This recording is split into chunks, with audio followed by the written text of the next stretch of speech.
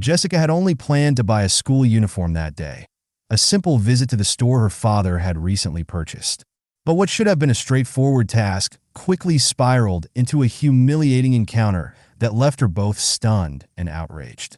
She wasn't just any customer. She was the daughter of the store's new owner.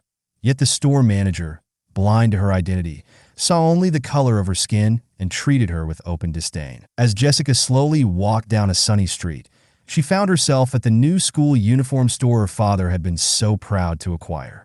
For him, this store was more than just a business. It was a testament to his hard work and determination. Jessica wanted to see how the place was doing and pick out a uniform for her upcoming school year. Upon entering, everything appeared perfect. Clean, neatly arranged shelves, an air of order. But Jessica felt something was off. The atmosphere seemed cold, as though there was an unseen tension in the room. She brushed off the feeling, thinking it was just her excitement over the new store. As she moved through the racks, selecting shirts and skirts, she noticed the store manager, Karen, watching her. The manager's gaze was hard, and a chill filled the air. Jessica felt uncomfortable under Karen's scrutiny, but continued browsing, hoping it was nothing more than a misunderstanding. Then Karen approached her, her expression full of suspicion and disdain. "What are you doing here?" she demanded, her tone sharp and unwelcoming. Jessica blinked, stunned. She hadn't expected such hostility, especially not in a store her father owned. Keeping her calm, she answered, "I'm just picking out a school uniform." Karen squinted at her, and her voice dripped with contempt. "This store isn't for people like you. If you're looking for something cheaper, head to the discount section. We don't give things away for free." Jessica froze. She couldn't believe someone would speak to her like that, especially in a public setting. The blatant racism was undeniable, but she reminded herself of who she was. "I'm here to buy clothes, and I have money," she said firmly, doing her best to keep her composure. But Karen wasn't done. "We don't have time for games. If you're not buying anything, you need to leave. This store is for people who can actually afford it." Jessica's heart pounded. She couldn't believe what she was hearing. The manager of her father's store was treating her as if she were unwelcome, all because of the color of her skin. But instead of backing down, Jessica held her ground. Her father had always taught her the importance of standing up for herself. "You don't even know who I am," she said, her voice steady. "I have every right to be here." Ignoring her, Karen turned to a nearby security guard and nodded in Jessica's direction. "Call security. She needs to be escorted out." The security guard hesitated, unsure of the situation, but Karen's conviction was unwavering. Jessica felt a surge of anger rise inside her. How could this be happening? Karen had no idea who she was speaking to, but that didn't excuse her hateful behavior. "Do you hear me, girl?" Karen crossed her arms and glared at Jessica. "Get out before I call the police. We don't serve people like you." Those last words struck Jessica like a blow. People like you. The hatred was palpable, and Jessica's hands trembled with anger. But instead of letting her emotions take over, she calmly took out her phone.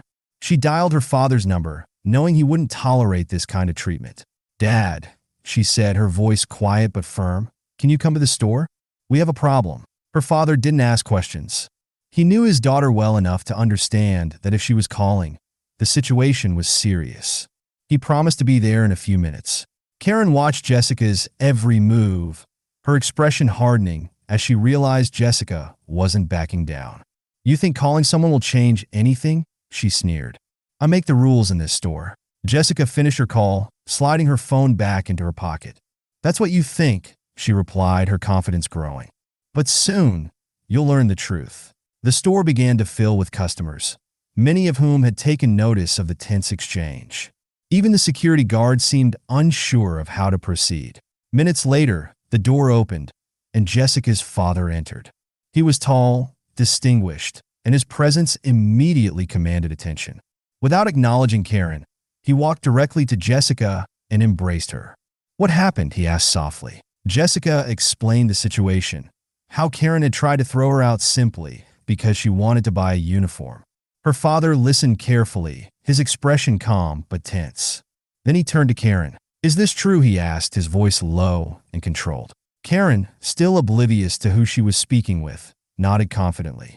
"Yes, it's true," she said, as if she had done nothing wrong.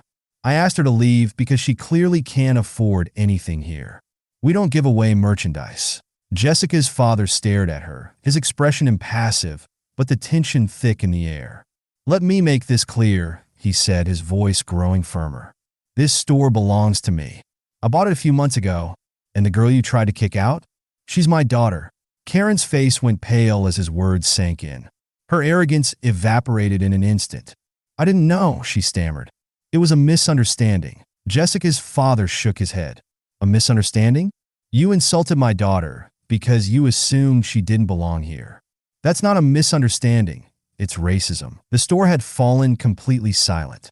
Customers watched in shock as Karen's world unraveled. Even the security guards stepped back, realizing how serious the situation had become. "You thought you could judge someone based on their appearance," Jessica's father said, his voice calm but cutting. "You thought you could treat my daughter with disdain because of the color of her skin.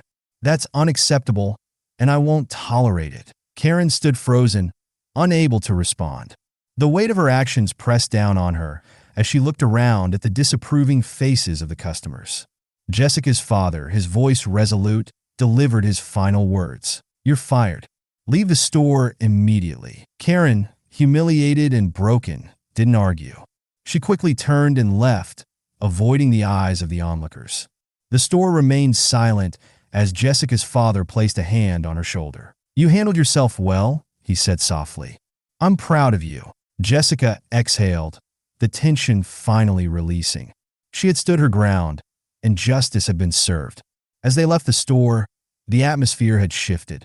The customers, some quietly applauding, knew they had witnessed something important, a lesson in standing up for what's right. This day would stay with Jessica forever, not as a painful memory, but as a reminder that dignity and justice are worth fighting for, even when it's difficult.